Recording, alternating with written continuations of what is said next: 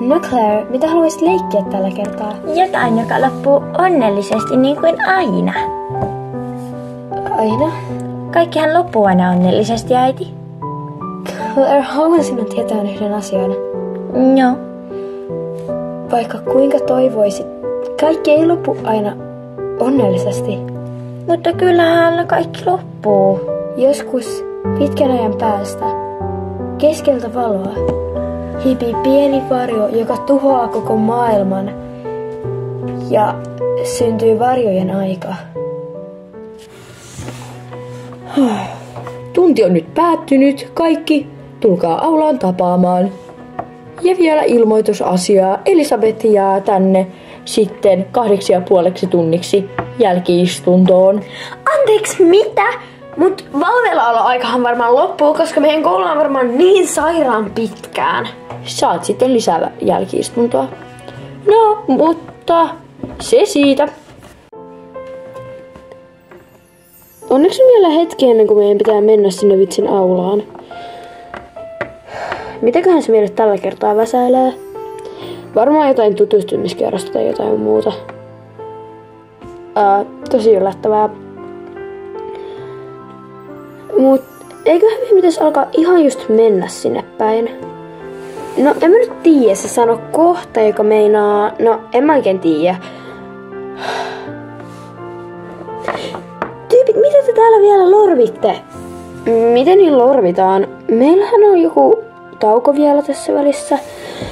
Rehtori pyysi kaikki tonne aulaan nyt heti, tai muuten sut erotetaan tästä koulusta ja sä meet allakouluun tai eskariin, riippuu kuinka kauan sä oot poissa tunnilta, joka alkaa 5 sekan päästä, joten hei hei! Aha. Tervehdys oppilaat. Hyvä kun pääsitte paikalle, sillä täältä ei olisi saanut myöhästyä.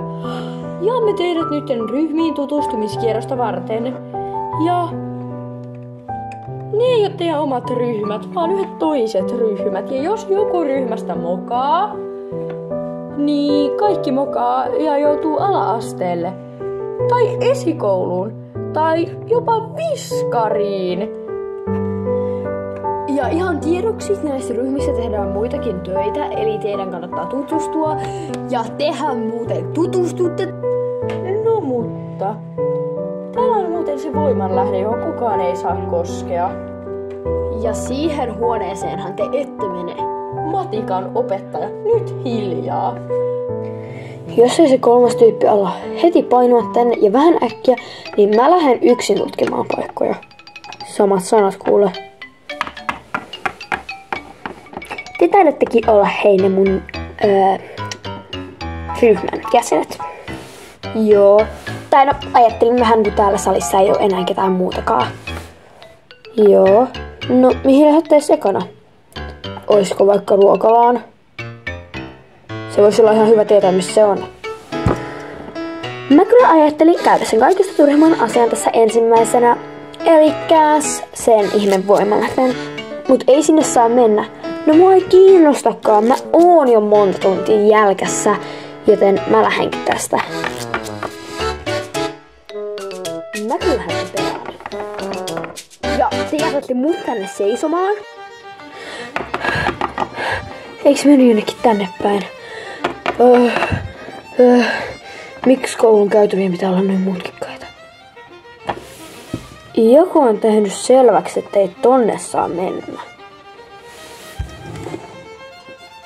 Täältä ei voi ostaa smoothieta.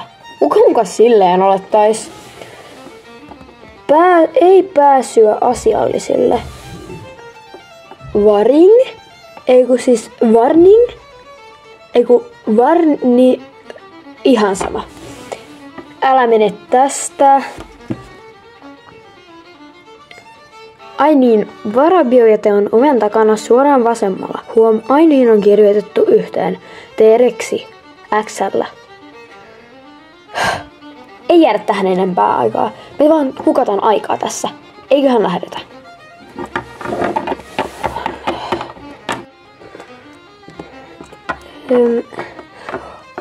Se on pienempi kuin mä ajattelin.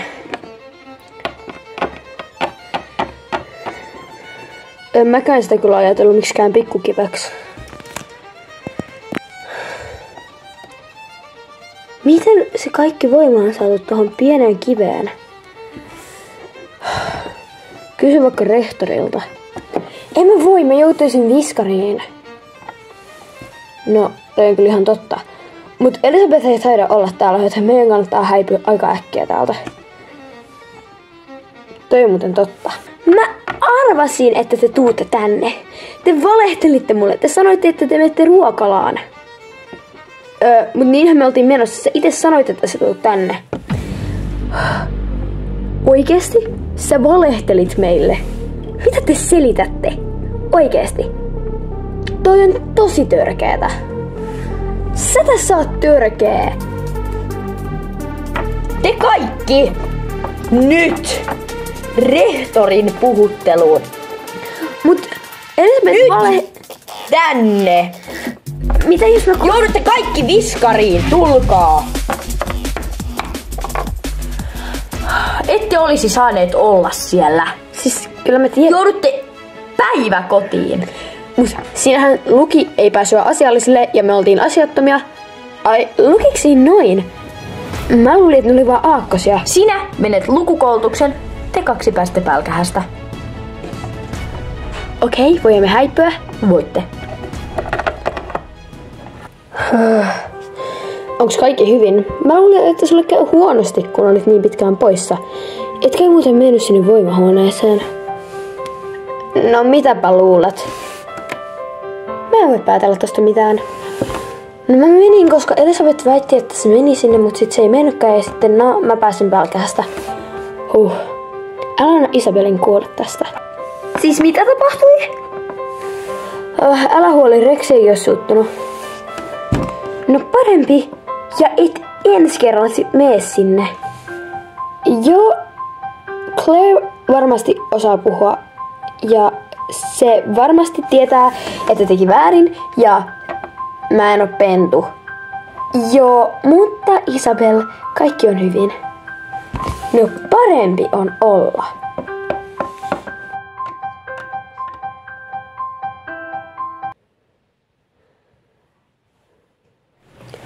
Hei, alkakaa tulla jo vähän äkkiä. Muuten ne huomaa. Okei.